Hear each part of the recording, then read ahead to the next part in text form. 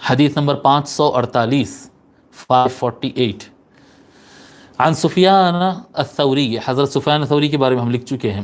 عن سفیان قال طاووس، اچھا حضرت طاووس کے بارے میں نہیں لکھے ہم، نام لکھیے ابو عبد الرحمن. ابو عبد الرحمن ہوتا عربی کے حساب سے، ابو عبد الرحمن، اردو کے حساب سے عبد الرحمن بول سکتے. ابو عبد الرحمن طاووس بن کیسان، طاووس بن کیسان الیمانی.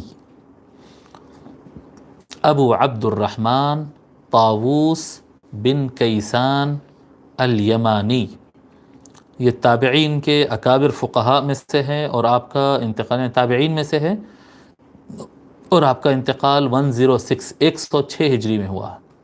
106 ہجری کو حضرت طاووس کا انتقال ہوا، تابعی ہے.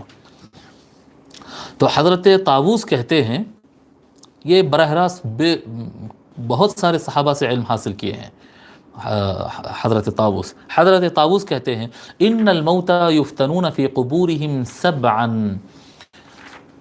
بے شک میت جب قبر میں چلا جاتا ہے نا، تو موتا اپنے قبور کے اندر 7 دن تک آزمائش سے گزرتے ہیں، امتحان سے گزرتے ہیں. 7 یعنی ہمارے لیے 7 دن رہتے ہیں، ان کے لیے تو یہ ٹائم ڈیوریشن نہیں ہوگا.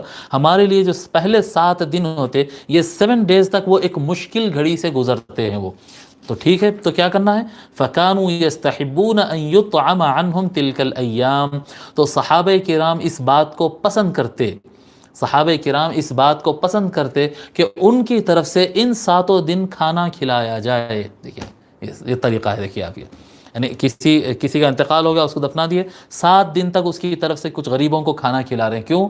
تاکہ اس کو وہ ثواب پہنچتے رہے، اور اللہ تبارک و تعالیٰ کا کچھ اسپیشل کرم ہو جائے میت کے اوپر، کیونکہ پہلے 7 ڈیز بہت مشکل ہوتی. یہ حضرت طاووس فرما رہے ہیں، اس کو ابو نعیم روایت کرتے ہیں. پھر اس کے بعد بھی پھر آ کے لوگ سوال کرتے کہ بھئی کیا ہم قرآن کریم پڑھ سکتے؟ کیا قرآن کریم پڑھے تو فائدہ ہوتا؟ بھئی مسلمان کو تو قرآن کریم پڑھے تو ہی فائدہ ہوتا ہے، اسی سے برکت ہوتی ہے، اسی سے ثواب ملتا ہے، اسی سے رحمت کا نزول ہوتا ہے، اسی سے سب کچھ ہوتا ہے. مسلمانوں کے پاس قرآن ہی سب کچھ ہے. گیتا تو ہم نہیں پڑھیں گے، دیکھیے